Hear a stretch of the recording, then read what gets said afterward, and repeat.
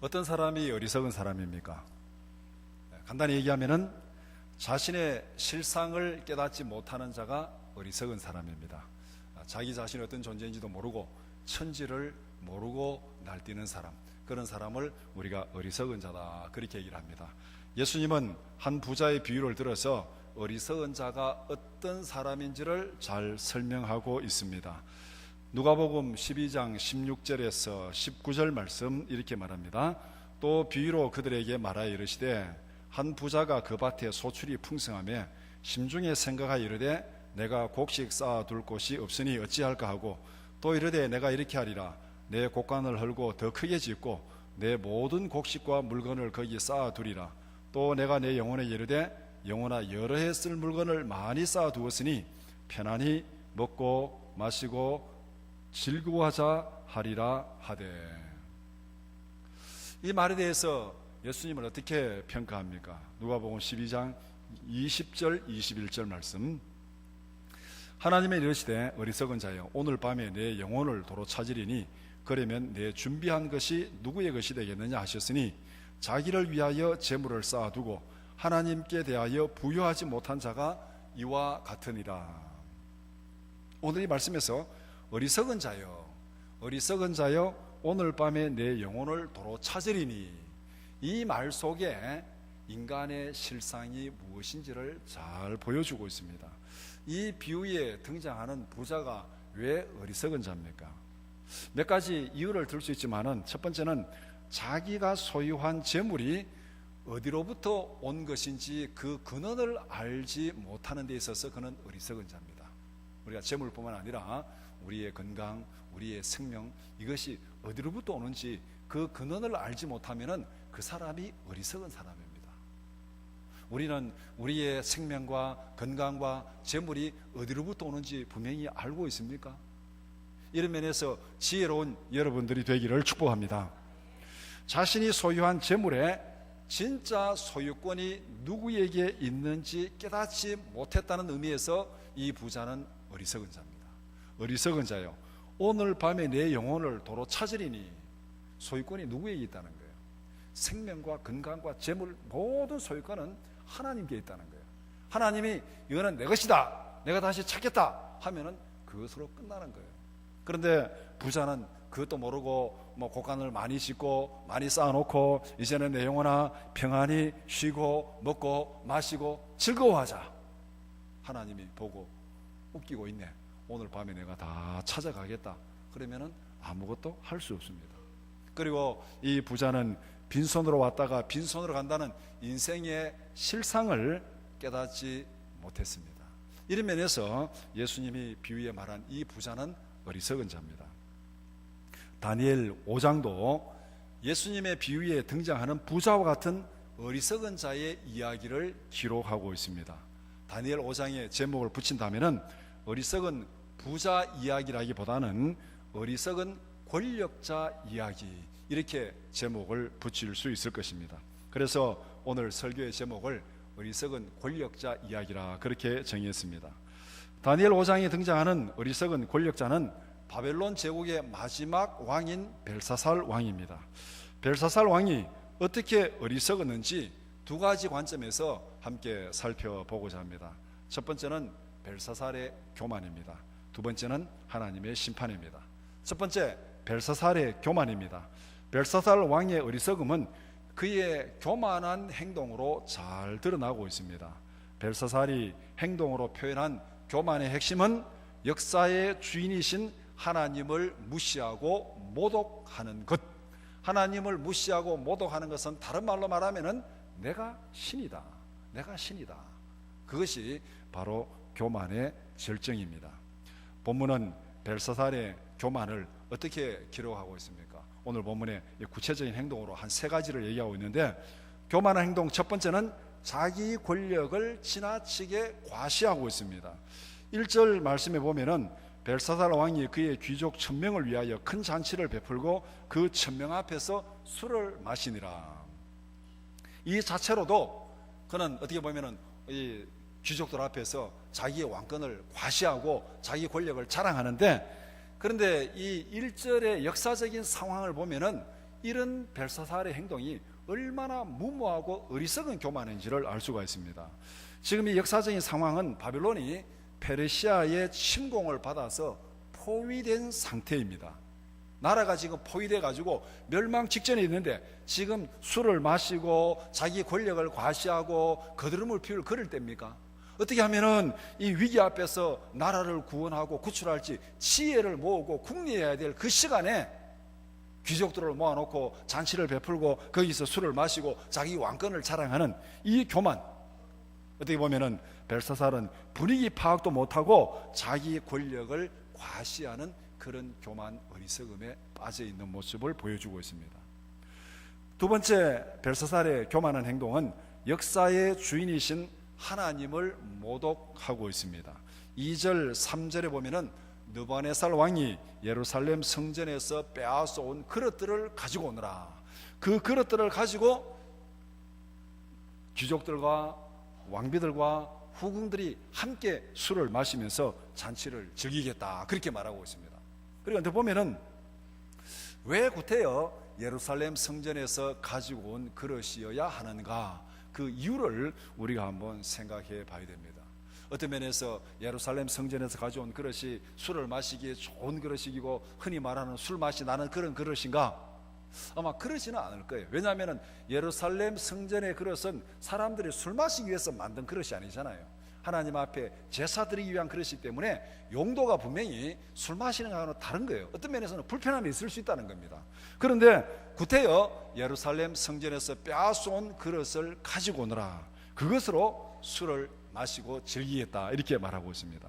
이것은 느부갓네살 왕의 고백, 앞에서 4장 37절 느부갓네살 왕의 고백과 5장 1절 2절 3절을 이렇게 대비해 보면은 왜 벨사살 왕이 이런 행동을 하는지를 알 수가 있습니다.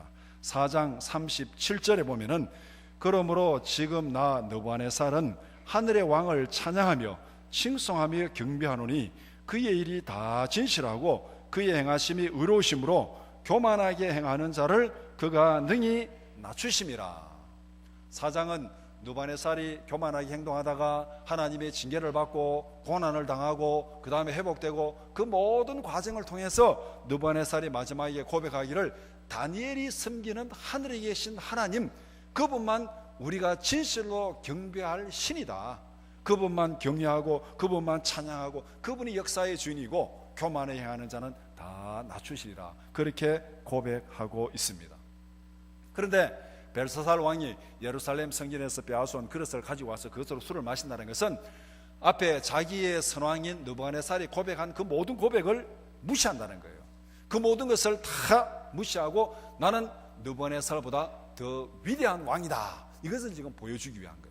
느부갓네살은 좀 교만하게 행동하다가 이 여호와 하나님 앞에 막 이렇게 이 고백하고, 이 모습이 볼 때, 벨사살은 볼 때 느부갓네살은 권력이 좀 부족하고 용기가 없어가지고 그렇게 했을지 모르지만은 나는 예루살렘의 하나님, 이스라엘 하나님을 나는 무시하고 모독하고 그렇게 내 왕권은 대단하고 나는 권력 있는 자다, 이것을 보여주기 위해서 구태여 예루살렘에서 빼앗아온 그릇을 가지고 오라, 그렇게 말하고 있습니다. 느부갓네살보다 나는 더 위대한 왕이다. 그런데 느부갓네살 왕은 이 바벨론의 전성기를 구가한 왕이었습니다. 이렇게 보면 이것도 벨사살 왕이 느부갓네살 선대 왕과 비교해 가지고 자기의 열등감을 이렇게 허풍을 치면서 거만하게 과시하는 그런 모습이라고 말할 수 있습니다. 자신은 선왕인 느부갓네살보다도 위대하고 느부갓네살 왕이 경외하고 찬양한 이스라엘의 하나님보다도 나는 더 위대하다. 간단히 말하면은 나는 신이다. 나는 신이다. 그렇게 지금 행동하고 있는, 이것이 벨사살의 교만한 행동 두 번째입니다. 세 번째, 벨사살의 교만한 행동은 하나님께 영광을 돌리지 아니하고 우상들을 찬양하고 있습니다. 4절이 바로 그 말씀입니다. 이것은 하나님을 부정하는 자들이 빠지기 쉬운 모순입니다. 창조자 하나님을 부정하면은 다른 모든 우상들도 다 부정해야 앞뒤가 맞습니다. 하나님이 없다 그렇게 말하면은 다른 신도 없이 정말 용기 있는 무신론자로 살아가야 됩니다. 그런데 우리 주위에서 보면 실상은 어떻습니까? 하나님이 없다고 큰 소리 치는 사람, 하나님을 믿지 않겠다고 그렇게 발버둥 치는 사람들, 그 사람들의 실상을 보면은 그들은 하나님은 믿지 않고 하나님은 없다고 말하지만은 그 이외에 수도 없는 많은 우상들을 섬기고 있습니다. 얼마나 신을 많이 섬기는지 이사 갈 때도 마음대로 못 갑니다. 그래서 손 없는 날이 말이 손 없는 날이지 귀신 없는 날, 그렇게 귀신 없는 날 피해가지고 살짝 도망치듯이 이사가는 것이 믿지 않는 사람들이 손 없는 날 이사가는 날이에요. 얼마나 벌벌벌 떨면은 우리가 귀신 있는 날 이사가면은 악기가 보고 따라와서 해코지 할까봐 귀신 없는 날 살짝 피해가지고 도망가자. 그러니까 얼마나 두려워하길래 그렇게 도망을 칩니까? 하나님이 없다고 말하면서 그렇게 살아가는 그 모습, 그것이 오늘 이 본문에서 벨사살이 하나님은 없고 내가 신이다 그러면서 예루살렘의 성전에서 가져온 그 그릇들을 가지고 술을 마시면서 큰 소리 치면서도 마지막에 어떻게 합니까? 금, 은, 돌, 나무 이런 것들로 만든 우상들을 찬양했다, 그렇게 말하고 있습니다. 이것이 창조자 하나님을 부정하는 사람들이 어리석다는 증거입니다. 이것은 벨사살뿐만 아니라 오늘날 우리 주위에 있는 모든 하나님을 부정하는 사람들도 다 똑같은 함정에 빠지고 있어요. 이것은 다른 말로 말하면 나는 어리석은 자입니다 하는 것을 보여주는 거예요. 로마서 1장 21절에서 23절, 하나님을 알되 하나님을 영화롭게도 아니하며 감사하지도 아니하고 오히려 그 생각이 허망하여지며 미련한 마음이 어두워졌나니 스스로 지혜에 따라 어리석게 되어 썩어지지 아니하는 하나님의 영광을 썩어질 사람과 새와 짐승과 기어다니는 동물 모양의 우상으로 바꾸었느니라. 벨사살은 누바네살 왕도 존중하지 않고 하나님도 무시하지만은 우상 숭배를 통해서 나는 어리석은 자입니다, 그것을 드러내고 있습니다. 이게 어리석은 교만이라는 거예요. 오늘 이 본문에 나타난 벨사살의 교만은 뒤집어 놓고 말하면 어리석은 교만입니다. 왕권을 과시하고 하나님을 무시하고 그러면서도 우상을 찬양하는 그 모습을 보여주고 있는데, 벨사살의 교만한 행동은 두 가지 면에서 결정적으로 어리석은 것입니다. 첫 번째는 하나님, 창조자 하나님을 무시하고 모독하는 것이 어리석음의 표현입니다. 성전 그릇으로 술을 마시는 것은 성경 해석학자들이 이렇게 해석을 하더라고요. 하나님의 눈에 침을 뱉는 행동과 같다. 벨사살이 성전 그릇에서 가져온 그 그릇으로 술을 마시는 것은 하나님의 눈에 침을 뱉는 것과 같다. 얼마만큼 무시하고 멸시하는 것입니까? 여러분들 어떤 사람에게 얼굴에 침을 뱉는 것도 이거는 도저히 용납할 수 없는 모독적인 행위인데 그것도 눈에다 침을 딱 뱉는다면은 이거는 정말 죽지 않으면 살기로 아주 결심하고 하는 행동이죠. 그래서 하나님의 눈에 침을 뱉는 행동, 자신의 권력이 하나님을 그렇게 무시할 정도로 막강하다는 것을 지금 과시하고 있는 이것이 어리석다는 거예요.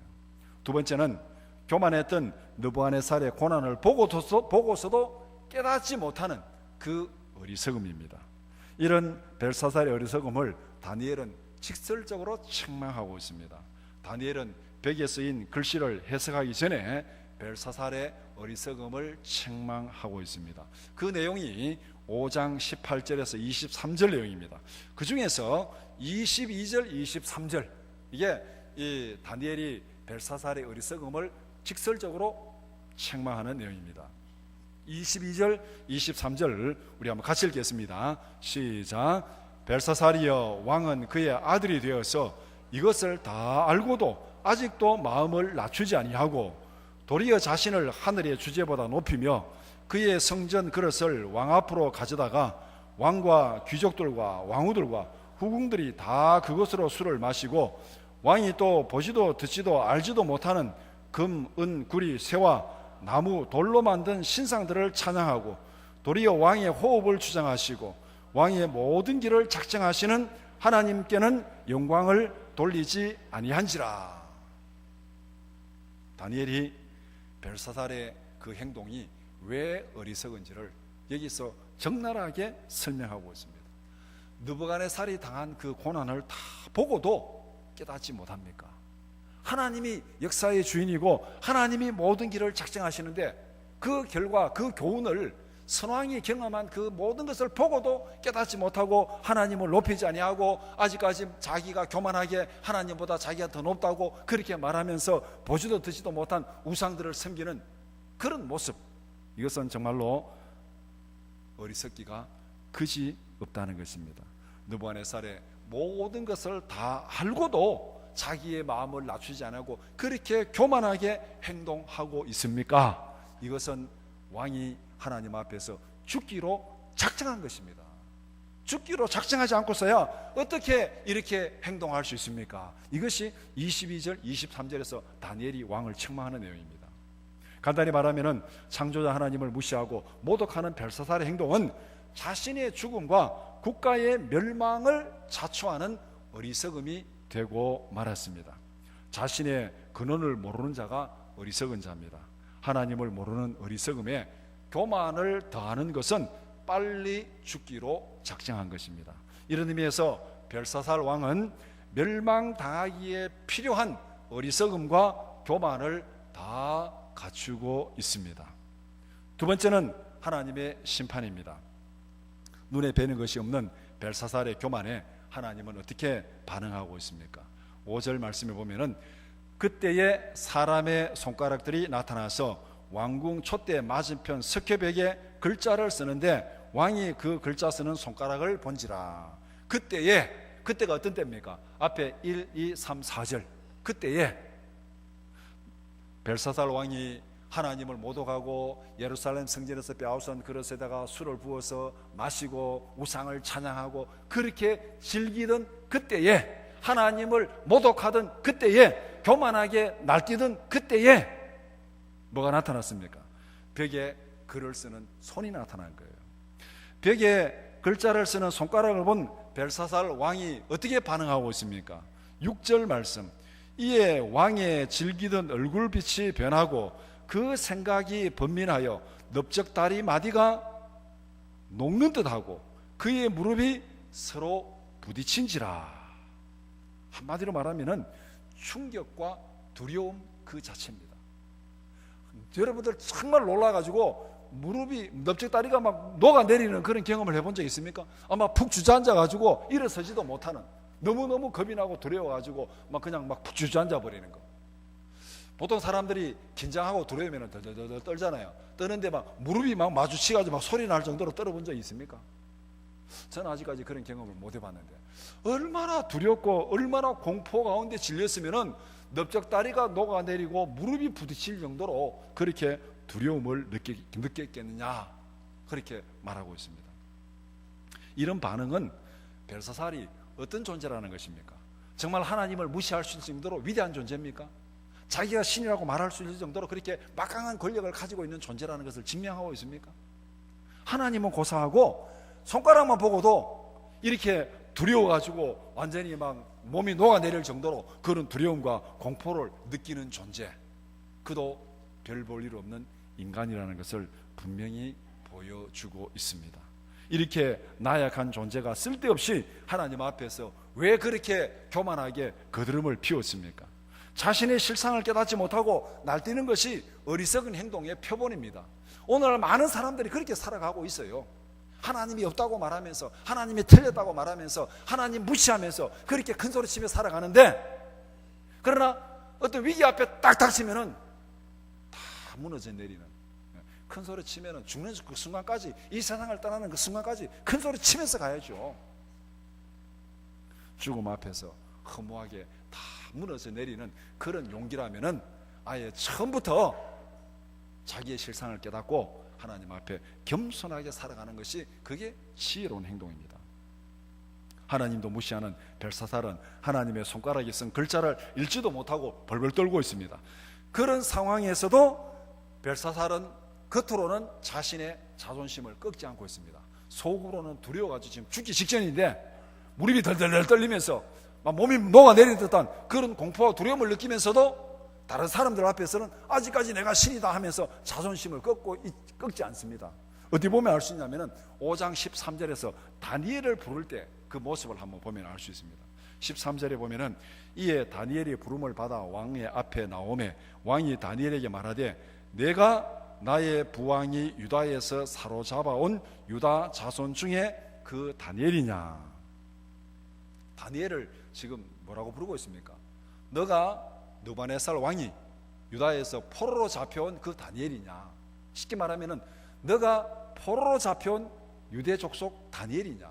너가 노예로 잡혀온 다니엘이냐? 이렇게 지금 다니엘을 부르고 있습니다. 다니엘은 느부갓네살 왕이 예루살렘에서 잡아온 포로는 분명합니다. 그러나 다니엘은 느부갓네살 왕 시대에 전국을 다스리는 막강한 총리였고 모든 지혜자들보다 뛰어난 명성을 가진 총리였습니다.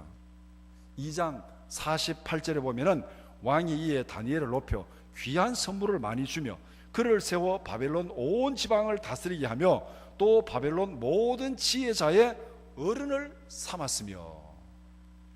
아마도 다니엘은 느부갓네살 왕이 죽고 그 다음에 이제 왕권이 바뀌고 벨사살 왕이 되면서 아마 이 느부갓네살 밑에 있던 모든 이제 신하들은 다 이제 어떻게 보면은 관직에서 물러나서 아마 자기 고향으로 돌아갔든지 그렇게 했는 모양입니다. 벨사살이 자기 사람에 맞는, 자기 권력에 맞는 그 이제 사람들로 모든 관직을 딱 채워가지고 아마 나라를 다스리고 있었던 것 같습니다. 그런데 위기 상황에서 이제 이 관직에서 물러나 있는 다니엘을 불러왔습니다. 그렇다고 벨사살이 다니엘의 존재를 모를 리가 있습니까? 느부갓네살 왕 시대에 전국을 다스리는 총리였고 모든 지혜자들의 어른이 되는 그런 막강한 총리였는데 그 존재를 모를 리가 없습니다. 그러면 적어도 벨사살이 다니엘을 불렀을 때는 아이고 뭐 예를 들면 전직 총리님 뭐 그렇게 부르지 못하더라도 기본적인 예의는 갖춰야 되잖아요. 그런데 뭐라고 부르고 있습니까? 너가 예루살렘에서 잡혀온 포로 다니엘 그냐? 이렇게 묻고 있는 거예요. 그러니까 이게 지금 벨사살이 다니엘 앞에서도 얼마나 지금 거드름을 피우면서 다니엘을 무시하고 그렇게 다니엘을 부르는지. 지금 벨사살은 그런 상황이 아닙니다. 지금 손가락을 보고 몸이 녹아내릴 정도로 두려워하고 무릎이 부들칠 정도로 지금 공포 가운데서 지금 이 글씨를 해석하지 못해가지고 다니엘에게 글씨 해석해달라고 부탁하는 주제에 예의는 갖추지 못할 망정 이렇게 다니엘을 무시하면서 자기 거드름을 피우는, 아직까지도 자기 교만을 꺾지 못하는 그런 모습을 보여주고 있습니다. 다니엘을 무시하는 거만한 행동을 보이면서도 다니엘에게 해석을 요청하고 있습니다. 그러면서 다니엘에게 큰 상급을 주겠다 16절에 그렇게 말하고 있습니다. 이것을 해석하면 내가 많은 상급을 주겠다. 어떻게 보면 천지를 모르고 큰 소리치는 그런 모습, 자기 안에 있는 두려움도 감추고 겉으로는 강한 차는 그 모습을 지금 보여주고 있는 거죠. 이런 벨사살의 모습이 다니엘이 보기에는 얼마나 어리석게 보였겠습니까? 다니엘은 그 실상을 다 알고 있잖아요. 하나님의 지혜가 그의 눈에 있잖아요. 딱 보면 모든 걸 다 아는 그런 지혜를 가지고 있는데 어리석고 교만한 왕으로부터 이런 대우를 받는 다니엘의 기분은 어떻겠습니까? 다니엘이 볼 때는 벨사살의 그 모습이 어릿광대처럼 보이는 거죠. 그 어릿광대 같은 그 벨사살이 죽을지도 모르며 곧 죽는 것도 모르고 다니엘을 무시하고 거드름을 피우고 있는 그 모습을 바라본 다니엘의 마음이 어떻겠습니까? 한편으로는 정말로 어리석기가 그지없고 한편으로는 정말 가련하고 불쌍하고 아이고 참 측은하기도 하고 아마 여러 가지 감정을 느꼈을 것입니다. 그런 벨사살 앞에 부름을 받아 나온 다니엘은 두 가지 면에서 다 벨사살에게 직설적인 답변을 하고 있습니다. 첫 번째는 왕이 약속한 상급은 필요 없습니다. 그렇지만 내가 그 글씨는 해석해 주겠습니다. 17절 말씀. 17절에서 상급은 다른 사람에게 주고 왕이 가지고 그럴지라도 나는 그 글씨를 해석해 주겠습니다. 이렇게 말하고 있습니다. 이 17절에서 다니엘이 이렇게 말한 이유가 뭐겠습니까? 글씨는 해석해 줍니다. 이 말은 다른 말로 말하면 당신에게 내려질 하나님의 심판을 내가 분명히 알려주겠습니다. 분명히 알려주겠습니다. 그러나 상급은 필요 없습니다. 이거는 다른 말로 말하면 당신이 지금 상급을 약속할 정도로 그런 한가한 때가 아니라는 거예요. 그런 권력이 아니라는 거예요. 당신은 오늘 밤이면 죽는데 그 상급이 무슨 필요가 있느냐? 지금 죽을 왕이 주는 상급, 그 관직이 무슨 소용이 있느냐? 상급은 필요 없습니다. 그러나 하나님이 당신에게 내릴 심판을 내가 분명히 알려주겠습니다. 이것이 17절에서 다니엘이 말한 내용이에요. 많은 관직과 상급을 주겠다고 약속하면서 해석하라는 그 왕 앞에 상급은 필요 없습니다 이렇게 말하는 것은 뭡니까? 어떻게 보면은 다니엘도 굉장히 왕을 지금 무시하는 거예요. 상급은 필요 없습니다. 당신은 곧 죽을 존재인데. 그 다음에 두 번째는 다니엘은 왕의 어리석음을 직설적으로 책망하고 있습니다. 아까 읽은 22절 23절이 바로 그 내용입니다. 교만했던 느부갓네살이 경험한 모든 고난을 알고도 그렇게 교만하게 행동하고 있습니까? 죽기로 작정하지 않고서야 어떻게 그렇게 행동할 수 있습니까? 이 내용이 바로 22절 23절이에요. 죽기로 작정했군요. 왕이 죽기로 작정했군요. 그렇지 않고서야 어떻게 이렇게 행동할 수 있습니까? 우리는 하나님이 없다고 말하는 세상의 교만에 대해서 이런 자각을 가지고 있습니까? 벨사살 왕 앞에서 다니엘이 보인 그 행동, 상급 필요 없습니다. 그러나 하나님의 심판은 분명히 알려주겠습니다. 당신은 하나님 앞에 죽기로 작정한 그런 어리석음과 교만을 가지고 있습니다. 그래서 우리가 세상을 향해서, 하나님이 없다고 말하는 세상을 향해서 우리는 이렇게 말할 수 있습니까? 세상이 영원하지도 않은데 세상의 상급이 무슨 소용이 있습니까? 오늘 밤에 죽을 벨사살 왕이 약속한 상급이 무슨 소용이 있습니까? 내가 세상을 떠나는데 세상의 상급이 무슨 소용이 있습니까? 내가 여기 영원히 머물 있을 것도 아닌데 그게 무슨 소용이 있어요? 세상에서 누리는 모든 것은 적당히 빌려 쓰다가 때가 되면은 다 반납해야 될 것들입니다.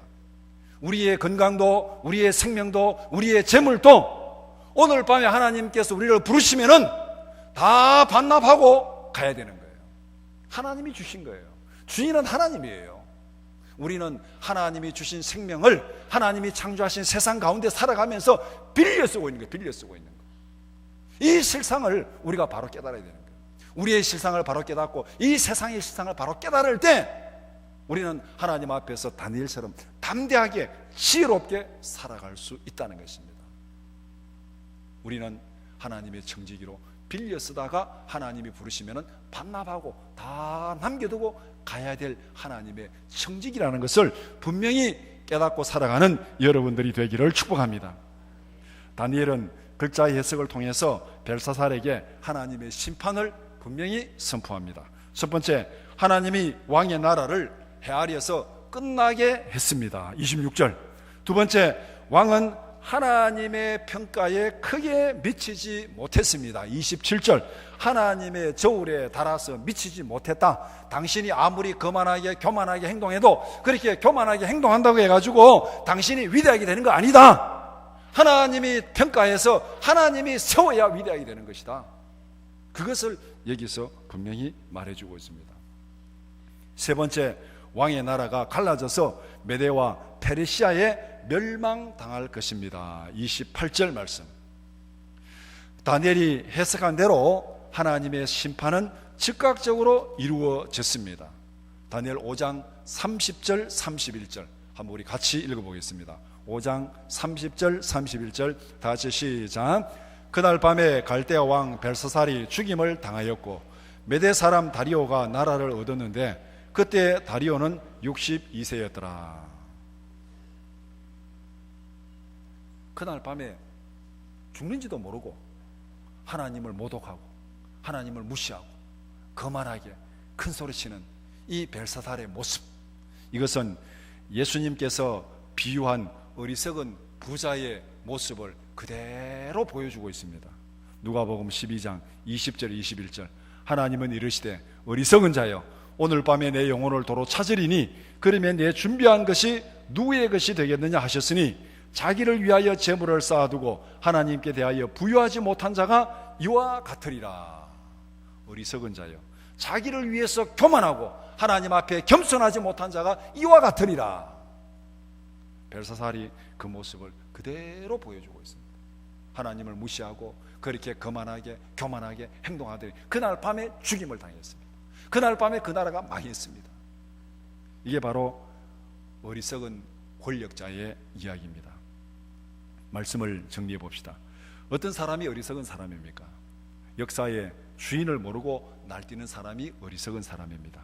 하나님을 모르고 날뛰는 사람은 주인도 모르고 무식하게 큰 소리치다가 한 방에 잘리는 직원과 같습니다.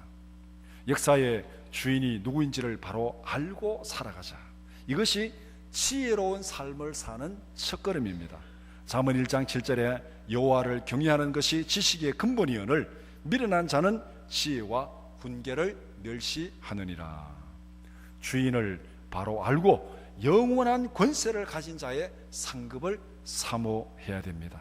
벨사살 왕처럼 망하는 권력이 약속하는 상급은 아무런 소용이 없습니다. 회사가 튼튼해야 그 회사가 발행한 주식이 가치가 있잖아요. 회사가 망하면은 그 회사의 주식은 휴지 조각이 되어버립니다. 그렇다면 우리는 누구의 상급을 기대해야 되겠습니까? 망하는 왕의 상급은 필요가 없어요. 그 왕이 죽어버리면 그 왕이 약속한 상급 관직이 무슨 소용이 있습니까? 우리 모두는 하나님이 창조하신 세계에서 하나님이 주신 생명을 살아가고 있습니다. 그렇다면 우리는 누구의 상급을 기대해야 됩니까? 하나님의 상급을 기대해야 돼요. 하나님이 주인이니까 하나님의 상급을 기대해야 됩니다. 이런 면에서 우리는 하나님의 형지기로 살아가고 있습니다. 우리가 어떻게 살았든 간에 우리는 하나님 앞에 설 때에 하나님의 평가를 받습니다. 그때는 둘 중에 하나일 것입니다. 악하고 게으른 종이라고 평가를 받든지 착하고 충성된 종이라고 평가를 받든지 반드시 하나님의 평가를 받습니다. 한 번 죽는 것은 사람에게 정한 것이고 그 이후에 심판이 있다고 히브리서에 분명히 말씀하고 있습니다. 우리는 이 세상을 떠납니다. 멀지 않아 떠납니다. 그렇다면 이 세상은 영원하지 않다는 거예요. 이 세상의 상급이 중요한 것이 아니라는 거예요. 하나님의 상급이 중요한 것입니다. 착하고 충성된 종이라는 하나님의 평가를 기대하면서 하나님 앞에서 지혜롭고 진실한 청지기로 살아가는 여러분들이 되기를 축복합니다. 기도드리겠습니다. 거룩하신 아버지 하나님, 우리가 하나님께서 창조하신 세상에 살면서도 하나님을 인정하지 않고 하나님을 무시하고 어리석게 교만하게 살아가는 경우가 많습니다. 하나님, 우리에게 지혜를 주시옵소서. 하나님을 바로 알게 하시고 이 세상의 주인이 누군지, 우리의 생명의 주인이 누군지, 우리의 건강과 재물의 주인이 누구인지를 분명히 깨닫게 하시고 그 주인의 마음에 합한 자로서 살아가는 저희들 되게 하여 주시옵소서. 하나님의 평가를 기대하면서 지혜롭고 진실한 청지기로 살아가는 저희들의 삶이 되게 하여 주시옵소서. 예수님의 이름으로 기도드리옵나이다. 아멘.